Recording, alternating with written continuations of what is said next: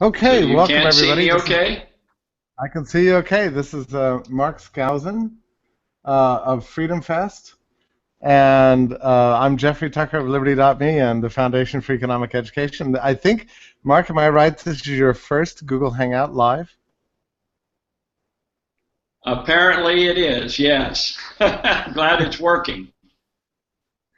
Well, you're doing great. This is fantastic. I'm so glad to see you. Wonderful technology, right? Brought to us by the free market. It, truly amazing, and it's not quite like Skype, but it looks like it's a good deal. Yeah, it's sometimes it can be better than Skype, but yeah, not always, not always. But the good thing is that we're creating a YouTube even as we speak, which is a, a wonderful thing. So you don't have to render it or anything like that. There's no recording going on. So anyway, we're here to talk about Freedom Fest. I'm going. I look forward to it every year. This I think could be my fifth year. It's an amazing extravaganza, a real boost that you get throughout the year because you get to meet so many friends and do so many nice things. What have you got in store for this year? Well, I think Freedom Fest is growing every year, and we're doing exciting things every year. This year, of course, our big event is the Paul Krugman Steve Moore debate, which is pitting the number one New York Times columnist and number one Keynesian economist against the number one Wall Street Journal columnist and supply sider, Steve Moore. And we're going to debate every aspect of this grand debate, this seminal debate about where our country is headed and what is the best government policy. And so, are we in favor of bigger government, more interventionist government, or are we in favor of smaller and freer government? Are we in favor of lower taxes or higher taxes? Are we in favor of easy money versus sound money?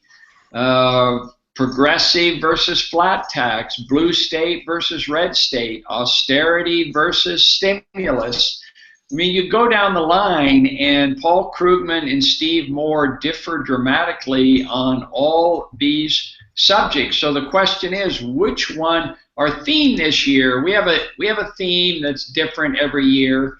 We like to make Freedom Fest different each year, and in the past we've had are we headed toward Rome? Are we headed for another American or French Revolution? Is Big Brother here? So this year, our theme is the American dream, restoring the American dream. And so the question is, what is the best government policy to restore the American dream? And we're just getting tremendous response to this particular big debate between Krugman and Moore. It took me 8 years to put this thing together because Krugman, as you know, has been reluctant to debate. Steve Moore has won every debate that he's ever had at Freedom Fest. So it's really going to be fun, and we're getting a very large media response. We even have Playboy magazine coming to cover the debate, so that's pretty cool. Yeah, it's remarkable to me that you actually got Krugman to do this. I mean, he understands, doesn't he, that he's going into an audience of freedom lovers, and that he doesn't he expects to be the odd man out, right? Yes, but I think he's up to the challenge because he's probably gotten tired of just preaching to the choir, to preaching to his groups. I've attended a number of his um, where speaking engagements that he's done over the years, and he often speaks to a a crowd that is more in his favor. So he doesn't get the big debate that he's going to get here, and frankly, I don't know. He's agreed to do it, and I'm really excited about it. He's coming in a day early and spending some time there, and who knows, maybe he'll write something positive for once about the freedom movement. It's unlikely, but you never know. Well, the thing is, Mark, if I know anything about the culture at Freedom Fest, everybody's going to treat him, very civilly, as a friend, as a colleague, as a participant in the great debate. Everybody will be very, very kind. I don't expect that he'll experience any kind of rudeness or anything like that. I think most everybody at Freedom Fest will be glad that he's there, actually. Well, I think, Jeffrey, to be honest with you, I'm not so sure that will be the case. I've received quite a few emails that are pretty hostile regarding Krugman, calling him all kinds of names and that sort of thing. We have really emphasized that Freedom Fest in the past has always had both sides of issues. You know, one of the things that I was listing all the things that Freedom Fest is all about, and I have we have 5 different conferences or events occurring at Freedom Fest, and the Debating Society is one of them. And really, we've in the past, our people have been very civil. We've really emphasized the formal debate format, so we don't view ourselves as Fox News or MSNBC, where they're shouting at each other and talking over each other and that sort of thing. So yes, we want a very civil debate, and as a matter of fact, we are going to do something a little different in this debate as the moderator, and I have a PhD in economics, which I think is important for this debate. And I'm planning to ask specific questions point by point so that each person will address each major issue: austerity versus stimulus, flat tax versus progressive tax, blue state versus red state, Obamacare versus market care, the inequality issues. All of these things will be discussed in a lengthy debate that will last an hour and 15 minutes. It will include questions from the audience, and so we're hoping that it's going to be a very positive experience for Mr. Krugman.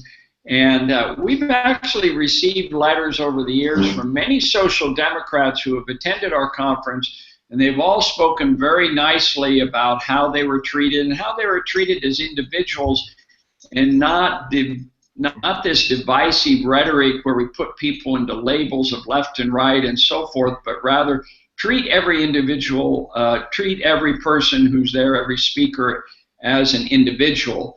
I mean, we have an inequality debate. We have Robert Kuttner coming in addition to Paul Krugman, and he's going to be on our mock trial. You know, our mock trial is always a really fun event, as you know, Jeff, and we put capitalism on trial and religion on trial and the Republican Party on trial and public unions.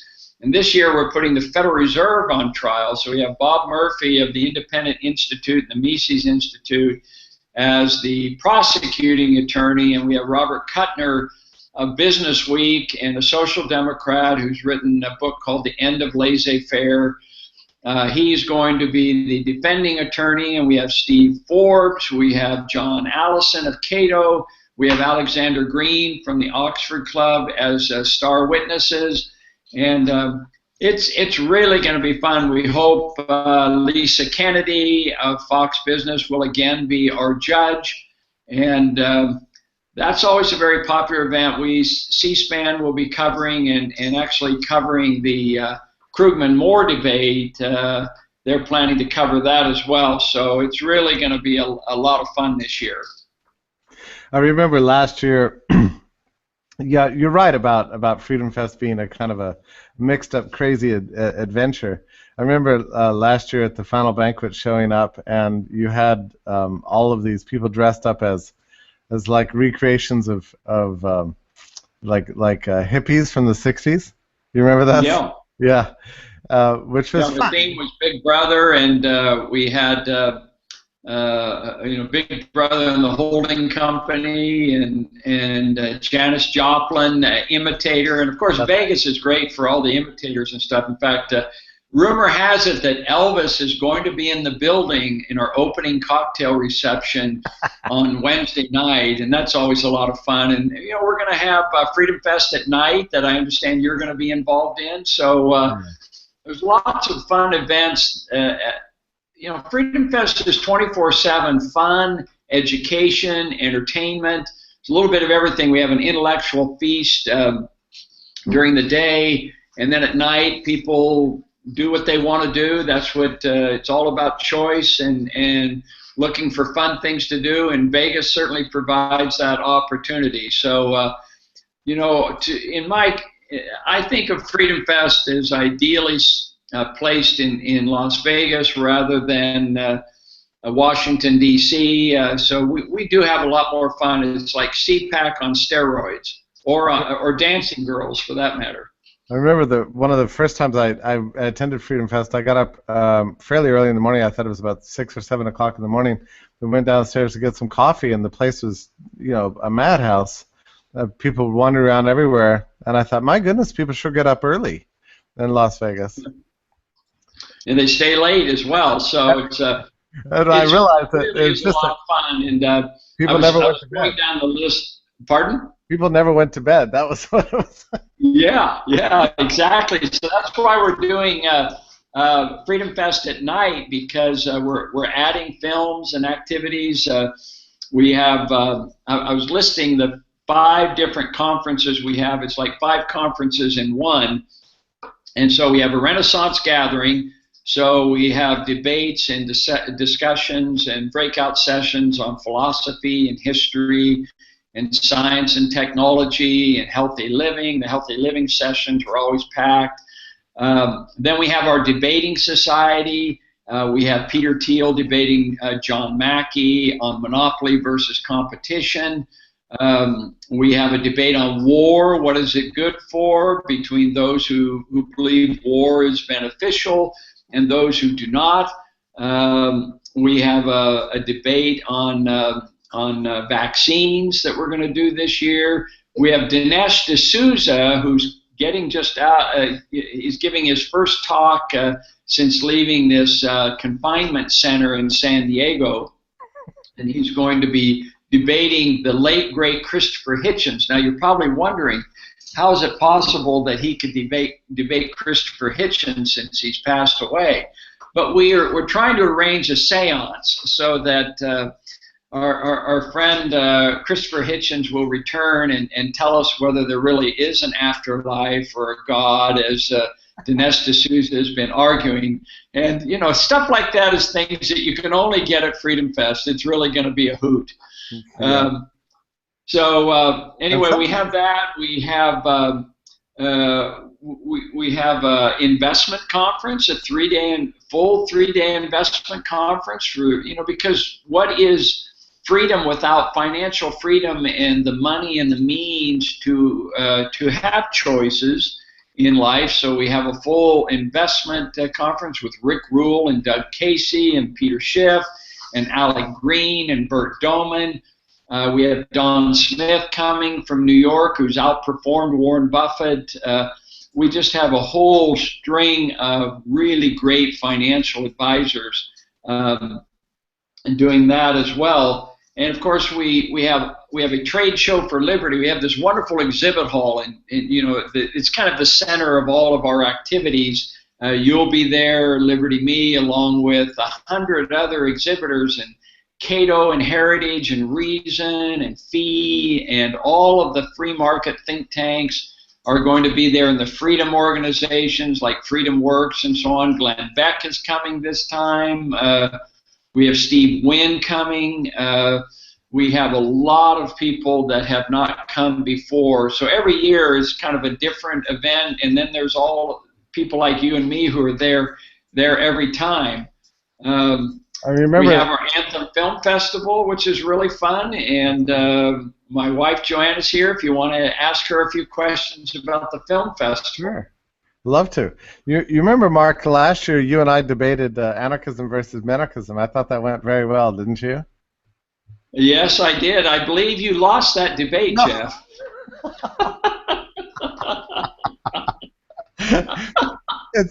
Well, yeah. That remains to be seen. But we do have as a matter of fact, this debate never ends, as you know, Jeff. It just never ends. on this anarchy versus limited government debate, and it probably never will. And people never get tired of this debate.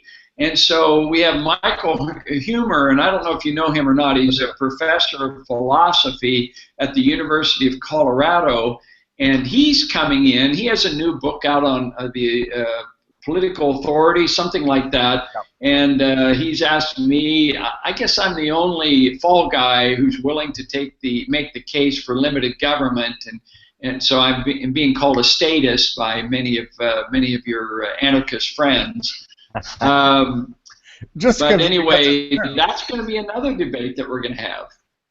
Yeah, just because it's true, Mark. But you're a good sport. You're a good sport about it. But you're right about last year. Before I spoke, there were more anarchists in the room than after I spoke. So that was... Well, then maybe you did win the debate. I think the majority were still in favor of limited government, but you're right. You may have picked up more converts than I did. So in that case, you won the debate. Well, I don't know. I walked away thinking that that you had made a pretty, for whatever reason, a compelling case. You said some things that alarmed people. I remember, and I didn't quite address them either because you surprised me with some of your rhetorical points. You know, and I wasn't entirely as prepared as I might have been to deal with them. So you're a very smart guy. You pulled that one off well. Well, thank you. Anyway, I think that this year is going to be special with the various debates and the panels and the speakers. And by the way, we have quite a few female speakers this year, which we're very happy with. We're trying to diversify and have minorities speaking. As a matter of fact, we have Congressman Alan West coming, and we have a very special program. Your Liberty.me people will definitely want to arrive on Wednesday afternoon for our pre-conference events and then our opening ceremonies. We're going to do a special event that I don't want to reveal to our listeners at this time. It's going to be a surprise event. And we're going to have a number of speakers on the subject of the American Dream theme. And so I encourage everybody to come on Wednesday, July 10th, and to stay all the way through for our Saturday night banquet, which, as you know, is always a lot of fun. We have the Pink Flamingos Dance Band coming together, and we have Rich Little, the world's #1 impersonator. He's going to be performing. So people should just plan on coming and just having a great 3 to 4 days of entertainment, excitement, 24-hour activity. It's just really going to be a lot of fun. Last year I enjoyed dancing with Joanne very much. She's quite extraordinary. Did you say that she's there right now? Yes, she is. I'll introduce you, and you can discuss your dancing techniques with Joanne. Hold on just a second.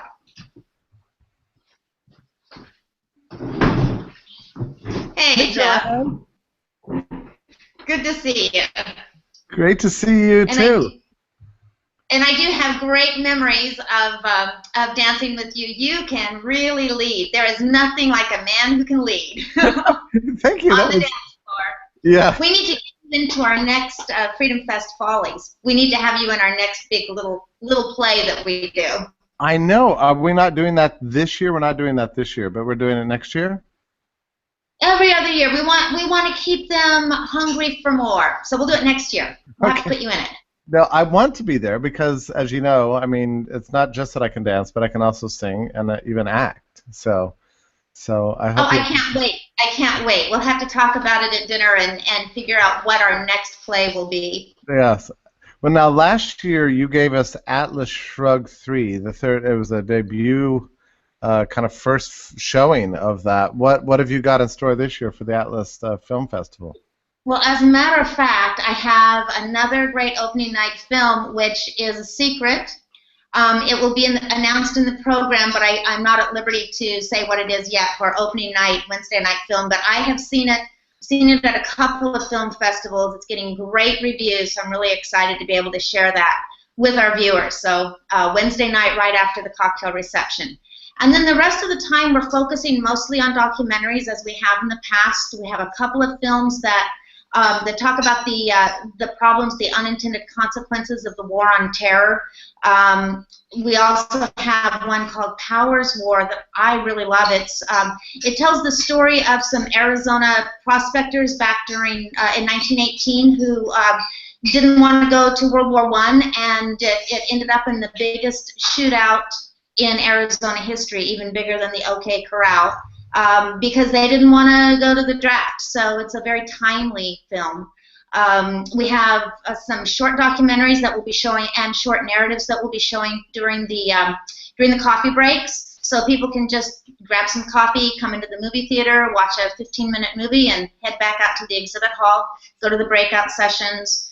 So it's great. Our film from last year that won the grand prize, Poverty, Inc., which talked about market solutions to global poverty, has been doing terrifically all year. They've been traveling all over the world with it, and it premiered right at Anthem and has been doing wonderfully, making a difference around the world.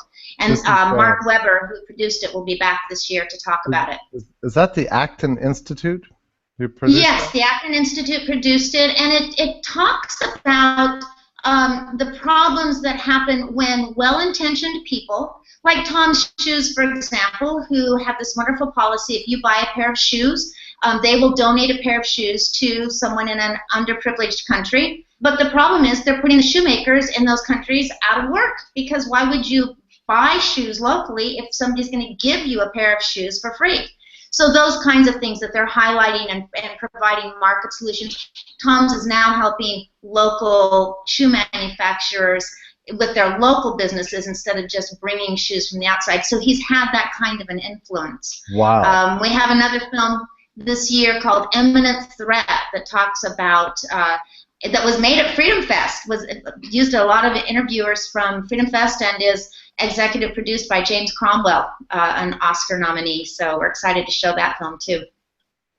And this runs all the way throughout the whole of Freedom Fest, from Wednesday all the way to Saturday? It does. Wednesday in the afternoon, we'll start with our short narratives. So every half hour and on the hour, we'll have a new film that we'll be showing on Wednesday from 1 o'clock till 5 o'clock. And then throughout, we'll be doing it whenever there's a breakout session or a coffee break. Come to the theater at Sin City Theater, and we'll do the films there. We have a lovely animated film called Junk Girl, made by an Iranian filmmaker, and it's based on a poem by Tim Burton, and in that Tim Burton style, very evocative, wonderful music, and really focuses on what happens when you have no choice in your society. This must be very exciting for you, because you've been doing, I think, the Atlas Film Festival now for several years, but there's ever more media than ever that's got a pro-freedom message to it, and you've kind of seen this grow, right, over the years. You have more people anxious to have their stuff shown than ever before. We started this 5 years ago, and my purpose was I wanted to give libertarian filmmakers a venue. It's so hard in Hollywood to be a libertarian. You have to hide yourself because it's not a philosophy that's well accepted. So the filmmakers I do know just had to keep it to themselves. So we've provided a venue where libertarian filmmakers can showcase their work, and they can start having a strong influence in other arenas. And we're seeing that happen. I'm finding more and more actors and Hollywood celebrities coming out, as you might say, as libertarians, and I love to see that. They're having the courage to show their philosophy. So we're hoping maybe we'll get someone like that to come to Freedom Fest at some point and be one of our keynote speakers. Yeah, maybe you'll get the next Mad Max. I just watched it, and I thought it was absolutely brilliant. Oh my gosh, what a great film. I was at the Austin Film Festival, South by Southwest, a couple of months ago, and saw the original Road Warrior with George Miller in attendance, and saw it on this huge screen Loved it, loved it, loved it. And then to go see Fury Road after having just seen the original, it was awesome. Just nonstop action. I loved it. Yeah, maybe next year we can have a film like that. Yeah, it was absolutely mind-blowing, and a great tribute to human freedom, as many of the great movies are, you know, in the end. Oh, it is. It is. Max reminds me a little bit of Hombre, the Paul Newman character, who is such an individualist. He's just looking out for himself, trying to make his way. He doesn't feel any obligation to help others because he's not. He doesn't have to. But eventually he wants to. And then he goes on his way again, the rugged individualist just trying to survive and make his own way. So I really love the character. Well, I know and Tom Hardy does a great job. Miss Mel Gibson. Mel Gibson was wonderful, but the new Tom Hardy character is great. He's great. I know you and Mark are working like crazy to get all of this done, so I'll let you get back to work. I know that it's a big deal. I sense this year even a greater degree of interest in Freedom Fest than I've sensed before. I don't know if that's true, but I mean it seems like everybody's talking about it, everybody's interested in it, and I know I'm looking forward to it in a way that I've never before. You know, we've really expanded in terms of, we've got Krugman coming, which is huge, but we've also expanded into areas we haven't been before. We've got a lot more diversity coming in. Yeonmi Park, who is this extraordinary young woman who escaped from North Korea, 21 years old, escaped and is now living in the West, in South Korea, but she's coming to speak about her experience. Star Parker is coming. We have some great new characters and speakers we haven't had before. And yes, there is a great buzz. In fact, Mark wanted to tell you a little something more about that. So can I turn the time over to him? Yeah, sure. Great to see you, Joanne. Okay, great. Good to talk to you, Jeff, and I'll see you at Freedom Fest. Very good. Yeah, I just wanted to mention one of the things that your readers, your viewers, and members would be interested in knowing is our pricing. We do have some special prices. For example, our normal price is $4.95 per person, $7.95 per couple. But we do have some special discounts. Young professionals under the age of 30, which I think involves a lot of your followers, they only pay $3.45 per person, which is a real nice discount.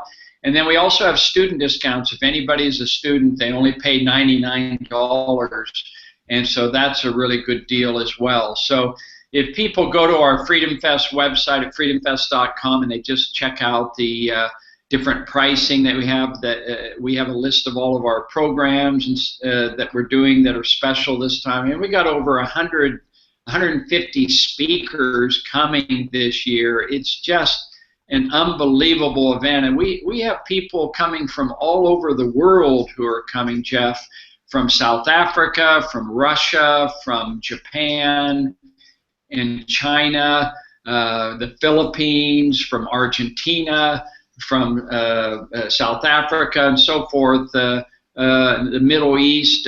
It's just great to make it a real international event where you're just having a great time. You know, I've always thought this is what was missing from our freedom movement. We all do our own thing. We have our own websites. We've got our own blogs. We've got our own organization, and we have our own meetings. But the idea of Freedom Fest is everybody coming together once a year, and not just over the phone and stuff, but physically actually meeting.